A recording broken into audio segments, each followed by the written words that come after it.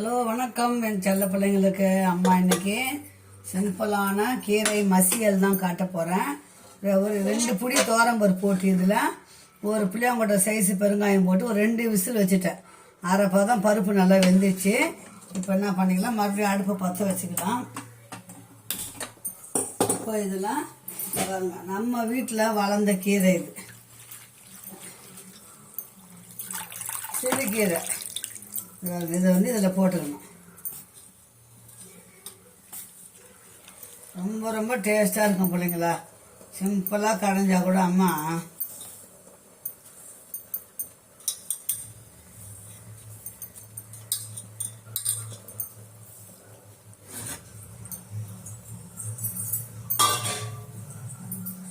இப்போ இதெல்லாம் ஒரு பாதி வெங்காயம், ரொம்ப வெங்காயம் வேண்டாம், பாதி வெங்காயம், 2 பச்சை மிளகாய், 2 பச்சை மிளகாய், ஒரு தக்காளி.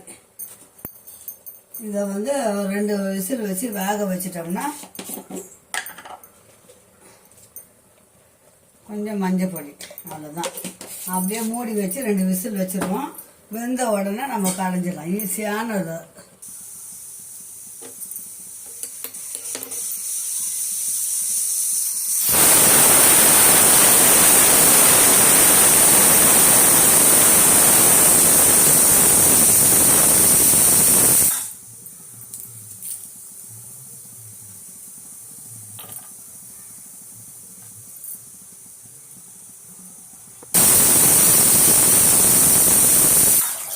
இப்போ 2 விசில் வந்துச்சு. அடுப்பு ஆஃப் பண்ணிடலாம். கொஞ்சம் கீரை ஆறுன அப்புறம் நம்ம நல்லா மசிச்சுன்னு வந்துடலாம்.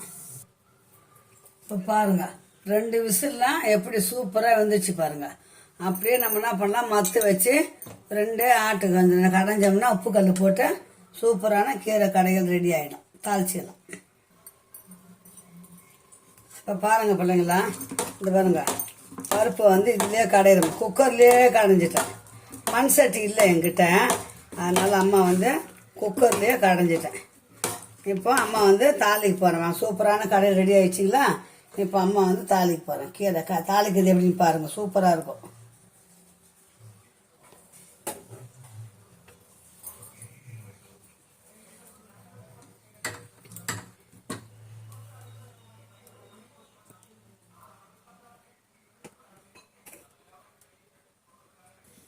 இப்போ அம்மா கீரை எப்படி தாளிக்கிறாங்க, சிம்பிளாக தாளிக்குவாங்க, சூப்பராக இருக்கும். கொஞ்சம் எண்ணெயை ஊற்றிக்குவோம். 2 ஸ்பூன் எண்ணெய் ஊற்றிட்டேன்.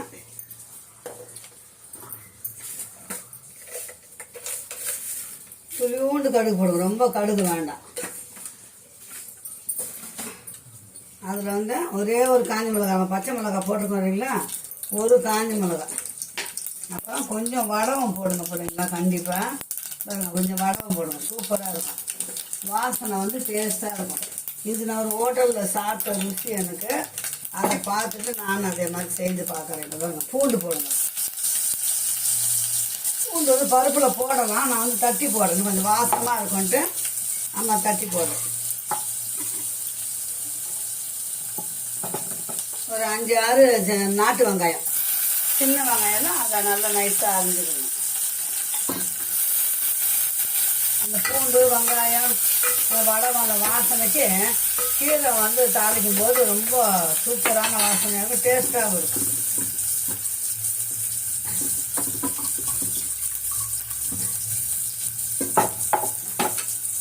அவ்வளோதான். கீரைக்கு கொஞ்சம் உப்பு போட்டு கடைஞ்சாச்சு. நம்ம எந்த கீரையாக இருந்தாலும் இந்த மாதிரி கடைங்க தான். அவ்வளோதான்.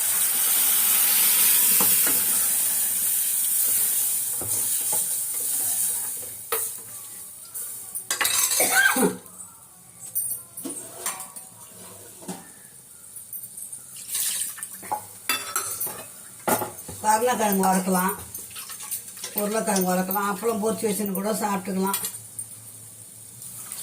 அவ்வளோதான். ஒரு வேலைக்காண்டி கீரைலாம் நைட்டில் சாப்பிட மாட்டாங்க நம்ம பேர். நாங்கள் மீதி இந்த நைட்டில் சாப்பிடுவோம், ஒன்றும் பண்ணாது. சிலருக்கு நைட்டில் கீரை சாப்பிடக்கூடாதுன்னு சொல்லுவாங்க, ஒத்துக்காது சில வயது.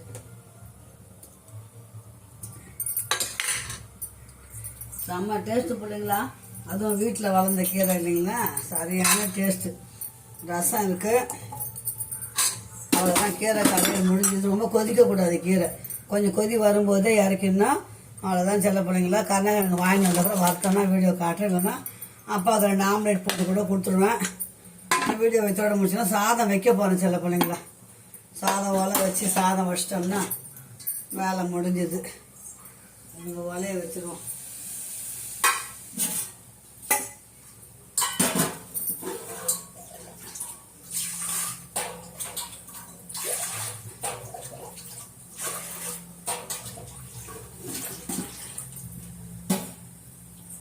ஆரோக்கியமான உணவு தான் இன்றைக்கி நம்ம வீட்டில் எதுவுமே வீட்டில் வளர தொட்டு. கீரையும் வீட்டிலையே வச்சுருவேன். புதினா சட்னி வீட்டில் வளர்கிறது, முடக்கத்தான் வீட்டில் தான், பிரண்டை வீட்டில் தான், முருங்கைக்கீரை வீட்டில், எல்லாமே நம்ம வீட்டில் இருக்கிறது ஆரோக்கியமான உணவு தான். அம்மாவுக்கு கீரை கொதி வந்து இறக்கி ஒலைய வச்சுக்கலாம். சாதத்தை குக்கரில் வைக்கிறது தான் சுகருக்கு நல்லது இல்லைன்றாங்க. அதனால் வடித்து சாப்பிட்டா குழந்தைங்கள்லேருந்து பெரியவங்க வரைக்கும் எல்லாருக்குமே ஹெல்த்து ஃபுட்டு இருக்குது வடித்து சாப்பிட்றது. நான் எப்போனா சமயம் குக்கரில் வச்சுருவேன். இப்போ திட்டுறாங்க டாக்டர் வந்து அப்படி சாப்பிடக்கூடாது அப்படின்றாங்க. கீரை பாருங்கள் லேசாக கொதி வருது பார்த்தீங்களா. அது ரொம்ப கொதிக்கக்கூடாது கீரை. அதெல்லாம் கொதி வருது, இறக்கிட்டு ஒலைய வச்சுருவோம்.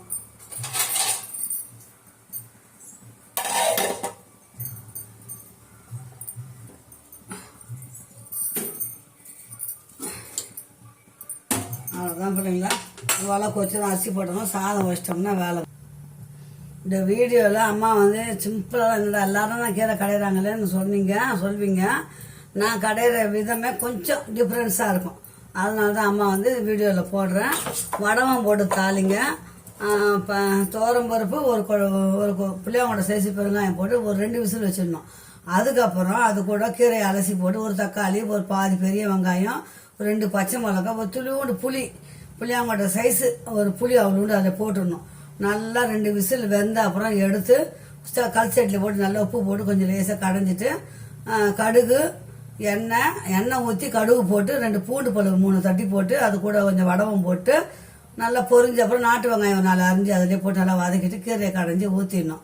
அவ்வளோதான். கொதி கொதி வரும்போது இறக்கணும். இவ்வளோதான் சிம்பிளான கீரை கடை மசியல் ரெடி.